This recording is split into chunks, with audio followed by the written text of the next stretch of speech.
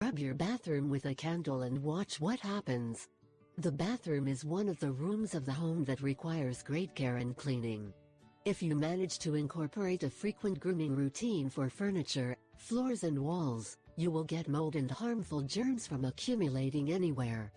But the time comes when, after rubbing and sanding, you may see that between the tiles there are discolored areas. But now you can stop it. In this article we show you how to re-enjoy white tiles like the first day. All you need is a candle. Here's how it's done. After cleaning the tiles as usual, take a normal wax candle, like the one you find in any store. Press the lower end of the candle against the area separating the tiles and drag it back and forth a few times. A couple of seconds later you will see how it has had its effect. Focus on areas where tiles are most in contact with water.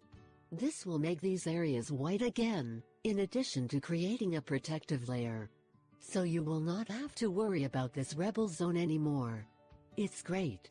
This trick will save you a lot of time and effort. Why cannot it always be so simple to keep our house ready? Share this great trick with your friends.